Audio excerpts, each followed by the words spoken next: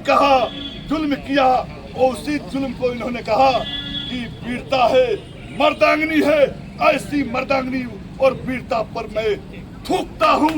और बाबा साहब अम्बेडकर के इस जन्मोत्सव के समय शपथ देते हैं, ऐसी ताकतें जो बाबा साहब के विचार और संविधान के साथ खड़ी हो रही है, उसको हम नेस्ताबूद करने का ऐलान करते हैं। न पुरखे कभी वीर थे, न ये वीर है, ये वीरता के नाम पर जो है जालिम है, जुल्म करने वाली ताकतें हैं। जिन लोगों ने विदेशियों को इस देश के अंदर लाने का काम किया, जिन लोगों ने विक्टोरिया महारानी के जूता का फीता खोलने का काम किया, भारत के संविधान पर जिस तरह से खतरे और हमले इस देश के अंदर हो रहे हैं, अगर इससे आप लोगों ने लड़ने का प्रण नहीं लिया, तो जो ताकतें 1947 से पहले भारत के अंदर हमारे पुरखों को जिस तरह से अपमानित और प्रताड़ित करती थी, हमें जीवन जीने का अधिकार नहीं था, सामाजिक रूप से समानता प्राप्त नहीं था, हमें इस भारत के अंदर दोयम दर्जे के नागरिक होते थे। लेकिन बाबा साहब के सोच ने और हमारा संविधान, ये दोनों चीजों ने आज हमें सामाजिक आजादी दिलाने का काम किया। और ये सामाजिक आजादी आज कुछ लोग को पच नहीं रहा है। बहुत सारे लोग संविधान को वो लोग दुश्मन मानते हैं जो 1947 से पहले हमारे पुरखे, हमारे वंशज के लोग, हमारे समाज के लोग वो बराबरी का हक देने के लिए तैयार नहीं थे। हमारे पुरखों के साथ कई प्रकार के जुल्म होता था और उस जुल्म का खुद शिकार बाबा साहब भीमराव अम्बेडकर होते थे। आज वही लोग इस संविधान से जलते हैं, वही लोग बाबा साहब के अम्बेडकर के विचारों के खिलाफ बोलते हैं। आप देख लीजिए बगल के राज्य उत्तर प्रदेश के अंदर क्या हो रहा है। रामजी लाल सुमन जो सपा के सांसद है, उन्होंने इतिहास के संदर्भ में बातें बोली और इस बात को बोलने के बाद इस तरह से उनके घर पर सरियार हमले हुए। कर्मी सेना के लोगों ने पिछले 3 दिन जिस तरह से रामजी लाल सुमन जो दलित सांसद है उनको धमकी दिया, सपा के राष्ट्रीय अध्यक्ष अखिलेश यादव को धमकी दिया, और जिस तरह से उत्तर प्रदेश के अंदर कर्मी सेना तांडव मचाया, इस देश के अंदर तलवार के बल पर सामाजिक न्याय के जो लोग हैं उनको खुलेआम धमकी देने का काम किया। और ये जोगी की सरकार जो संविधान कहता है किसी को हथियार लेकर दबा करने की अनुमति नहीं दी जा सकती, लेकिन उत्तर प्रदेश के अंदर कर्मी सेना जिस तरह से हथियार लहराकर समाज में मैसेज देने का काम किया है, ये सीधे सीधे बाबा साहब के अम्बेडकर के संविधान और उनके विचारों पर हमला है। मैं कह देना चाहता हूं, ये 21वीं सदी का भारत किसी के गुलामी करने वाला भारत नहीं है। सबको इस जमीन पर बराबरी का अधिकार है। सबको जो है अपने मान सम्मान के हिफाजत की लड़ाई लड़नी होगी। और आज बाबा साहब के अनुयायी इस तरह के कर्मी सेना, इस तरह के सामंती सांप्रदायिक ताकत जो हमारे संविधान को तोड़ने, हमारे संविधान को नेस्तनाबूद करने के लिए खड़ी हुई है, आज हम बाबा साहब अम्बेडकर के इस जन्मोत्सव के समय शपथ देते हैं, ऐसी ताकतें जो बाबा साहब के विचार और संविधान के साथ खड़ी हो रही है, उसको हम नेस्तनाबूद करने का ऐलान करते हैं।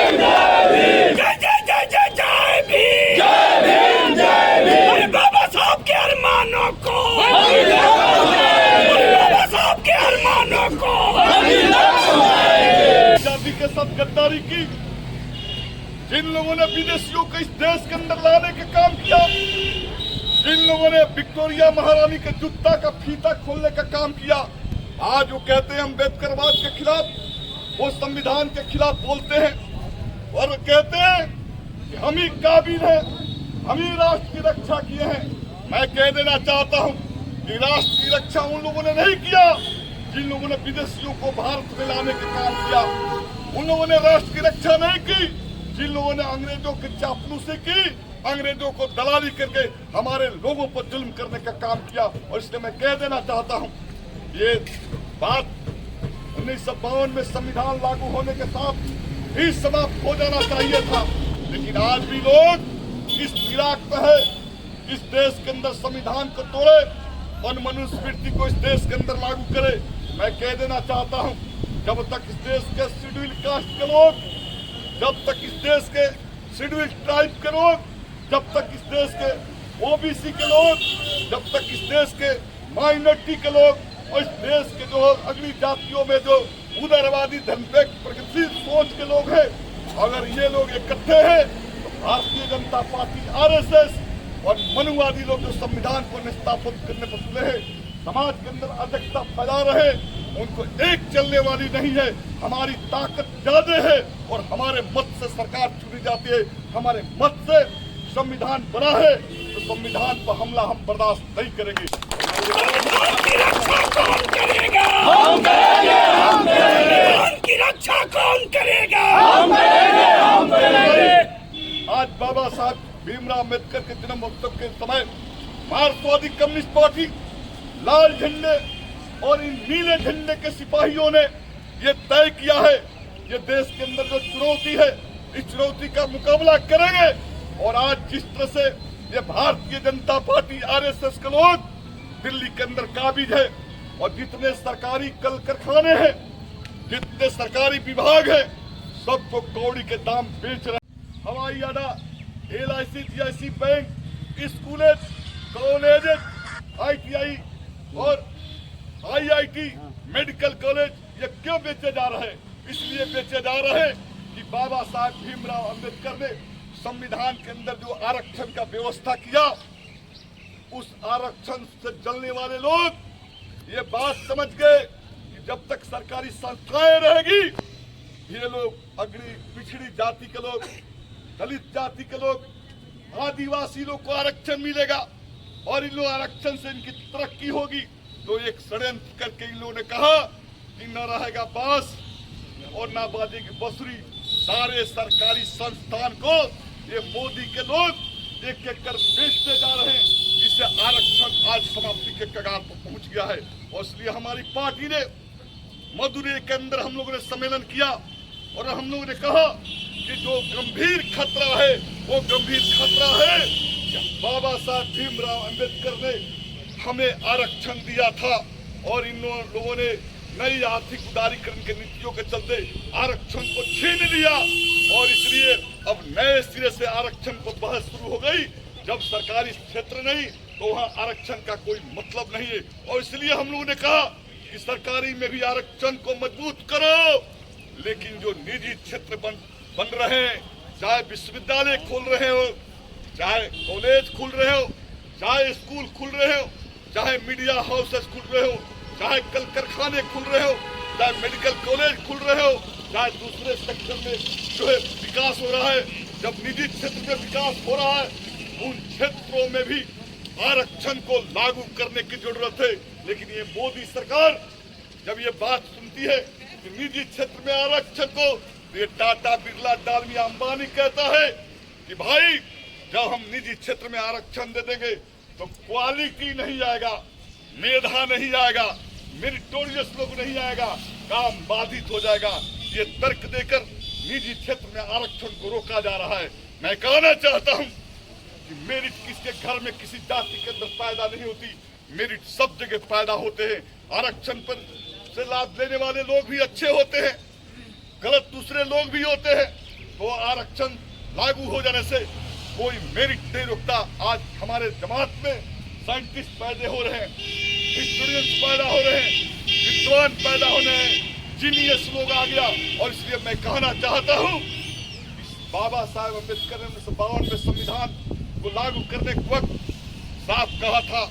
आज इतने दिनों के बाद 76-77 साल बाद हमसे आरक्षण छीना जा रहा है। इसलिए हम कहना चाहते हैं पूरे देश के अंदर कि निजी क्षेत्र में आरक्षण, चाहे शिक्षण संस्थान हो, चाहे औद्योगिक संस्थान हो, उन जगहों पर अब निजी क्षेत्र में आरक्षण को लागू किया जाना चाहिए। और मैं मोदी सरकार से मांग करता हूं कि आने वाले जो मानसून सत्र होंगे उसमें मोदी जी में जरा भी नैतिकता बची है। गरीबों की बात करते हैं, वंचितों की बात करते हैं, तो मोदी जी से मैं कहना चाहता हूं कि आप गरीब पिछड़ा दलित अकलियत के प्रति वफादार हैं, तो आप अपनी वफादारी जो है मानसून सत्र में दिखाइए और पार्लियामेंट के अंदर से निजी क्षेत्र में आरक्षण लागू करने के लिए बिल लाइए। निजी क्षेत्र में आरक्षण देना होगा, निजी क्षेत्र में आरक्षण देना होगा। मैं अच्छी तरह से जानता हूँ कि मोदी सरकार के पीछे जो सामाजिक ताकतें खड़ी है वो ताकतें आरक्षण विरोधी है।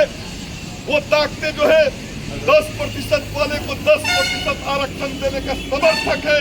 लेकिन जब हम 65% की बात करते हैं तो सब जुडिशरी में, न्यायपालिका में बैठे हुए लोग, कार्यपालिका में बैठे हुए लोग, पार्लियामेंट में बैठे हुए लोग हमें फुट्टी कौड़ी हिस्सा देना नहीं चाहते। और मैं ये बात को जानता हूँ कि मोदी के पीछे खड़ा वो सामंती लोग, वो करनी सेना के लोग, वो रणवीर सेना के लोग, वो अत्याचारी और सामंती ताकतें आरक्षण निजी क्षेत्र में लागू होने नहीं देगी। जब आरक्षण वीपी सिंह ने लागू किया था 1991 में, आपको याद होना चाहिए कि आज जो करनी सेना है उस समय खारोट सेना बनी थी, उसमें रणवीर सेना बनी थी और हजारों गरीब दलितों को, पिछड़ों को आग के गोले में झोंक दिया था, मार दिया था, सैकड़ों की हत्याएं की थी। यही लोग आज करनी सेना के रूप में संगठित है। ये लोग भाजपा के साथ खड़े हैं और इसलिए मोदी आरक्षण को ऐसे बिल नहीं लाएगा। इसलिए मैं कहना चाहता हूं मांझी के सीपीएम और सीपीएम के लोगों को, आरजेडी के लोगों से, सीपीआई के लोगों से, माले और कांग्रेस के लोगों से कि आपकी आज ये जवाबदेही है कि निजी क्षेत्र में आरक्षण के लिए आज से जो जंग शुरू हो रहा है, आपको ये जंग को तेज करना पड़ेगा। और जब तक ये जंग चलेगा, जंग की आखिरी जीत तब होगी जो मोदी बात होकर संसद के अंदर निजी क्षेत्र में आरक्षण के लिए बिल लाएगा। तो मैं आपसे अपील करना चाहता हूँ, बाबा साहेब अम्बेडकर जन्मोत्सव का हमारा मतलब है कि बाबा साहेब के विचार के खिलाफ इस देश के जो ताकतें खड़ी है, हमारे अधिकार को छीनना चाहती है, मैं उन्हें खुली चुनौती देना चाहता हूं। मांझी क्षेत्र के अंदर आप जो सोचते हो पिछड़ा दलित अकलियत, OBC, EBC, schedule tribe, schedule caste तुम्हारे झांसा में आएगा, तो अब झांसा में आने वाला नहीं है। मैं एक एक गांव जाऊंगा और ये बात को बतलाऊंगा कि जब जब ये आरक्षण की बात चलती है, इनके लोग जुडिशरी में बैठ के हमारे आरक्षण को रोकते हैं। जब आरक्षण की बात चलती है तो इनको लोग विधानसभा में विरोध करते हैं। जब आरक्षण की बात चलती है तो इनके लोग दाऊदपुर चक्की पर बैठकर आरक्षण समर्थकों को गाली देते हैं। और इसलिए मैं ये बात जन जन तक लेके जाऊंगा कि जो भारतीय जनता पार्टी, जदयू के लोग आरक्षण के साथ गद्दारी किया, 65% आरक्षण के साथ, ये गद्दारी नहीं चलने वाला नहीं है। बहुत सारे लोग जाएंगे आपके दरवाजे पर, कहेंगे कि बहुत जात पात को छोड़िए, जरा उनसे पूछिएगा, चेहरे खादी और कुर्ते के लिए इलाके के अंदर आएंगे, उनसे पूछ दो कि वोट तुमको तबे देंगे जब हमारा निजी क्षेत्र में आरक्षण की मांग के लिए तुम प्रेस कॉन्फ्रेंस करो। जब ये बात कहिएगा तो आपके दरवाजे से पत्नी जल्दी से पूछ जाएगा, कहेगा कि इस पर हम नहीं बोलेंगे। जब कहिएगा ईडब्ल्यूएस के 10% आरक्षण है तो शेष 90% आरक्षण दलित, ओबीसी, ट्राइबल्स का है, इस पर बोलो तो पतली गली से उड़ जाएगा। तो ये ताकतें बड़ी चालाकी से आपकी एकता को विभाजित करना चाहती है। और इसलिए आज 14 अप्रैल को हमने शपथ लिया है, हमारे मार्क्सवादी कम्युनिस्ट पार्टी के कार्यकर्ता शपथ ले रहे हैं, एक एक गांव के अंदर जाएंगे और इनके जो है ढोल का पोल खोलेंगे कि ये आरक्षण विरोधी है। पूछते हैं सवाल, क्या हुआ, लालू जी क्या किए, लाल झंडा वाला क्या किया? जब इनसे पूछोगे कि आरक्षण पर भारतीय जनता पार्टी के लोगों ने क्या किया, जब ये बात पूछोगे कि महागठबंधन की सरकार 22% आरक्षण लागू किया था, 9वीं अनुसूची पर नीतीश के लोग क्यों नहीं बोलते, तो ये पतली गली से चल जाएंगे। और इसलिए मांझी के भाइयों, हमारी बात सुन रहे हैं, ये लड़ाई एक नए दौर की लड़ाई है। ये नए दौर की लड़ाई संविधान पर हमले के खिलाफ है। ये नए दौर की लड़ाई आरक्षण पर हमले के खिलाफ है। ये नए दौर की लड़ाई निजी क्षेत्र में जो उद्योगों का विस्तार हो रहा है, उस विस्तार में हिस्सेदारी की मांग है। ये लड़ाई जल जंगल पर, जमीन पर आदिवासी, दलित, ओबीसी का अधिकार की लड़ाई है। जो लड़ाई बाबा साहब ने छोड़कर गया, बाबा साहब का अरमान तब पूरा होगा जब नौकरियों में, उद्योगों में, न्यायपालिका में और नौकरियों में, जमीन में जब हमारी बराबर की भागीदारी होगी, तभी बाबा साहब का अरमान को हम पूरा करेंगे। और अरमान पूरा करना चाहते हैं तो ये सिर्फ माला और चंद नाराबाजी से बाबा साहब के अरमान को पूरा हम नहीं कर सकते। और इसलिए मैं कहना चाहता हूं, जो मांझी के जो ताकते हैं, सामंती बहुत, उसके अंदर आजकल देख रहे हैं, उसके शरीर में जो है करंट फैल रहा है। लाल झंडा, हरा झंडा, नीला झंडा से बड़ी जलन है। ये लाल, हरा और नीला की जो एकता है, मांझी के अंदर सामंतों को कुचल के रख देगी। और किसी ने ये सोचा कि उत्तर प्रदेश की जो करनी सेना तलवारें लहरा रही है, तो मैं आज भी कहता हूं, इस देश के साथ जिन लोगों ने गद्दारी करके विदेशियों को लाने के लिए आमंत्रण पत्र भेजा था, उनके वंशज सोचते हैं कि इतिहास को गड़बड़ झाला करके मोच पर डाल देंगे। तो हमारे लोग पढ़ चुके हैं, विक्टोरिया महारानी के जूता का सीधा किसने खोला था। हमारे लोग पढ़ चुके हैं कि बाबर को किसने अफगानिस्तान से इस देश के अंदर लाया था। हमारे लोग अच्छी तरह से जानते हैं कि गोरी को किसने लाया था। हमारे लोग अच्छी तरह से जानते हैं बूढ़ों को किसने इस देश के अंदर बुलाया था। और हमारे लोग अच्छी तरह से ये बात जानते हैं, जो वीर होने के दावा करते हैं, उन लोगों ने विदेशी आक्रमणकारियों से कभी मुकाबला नहीं किया।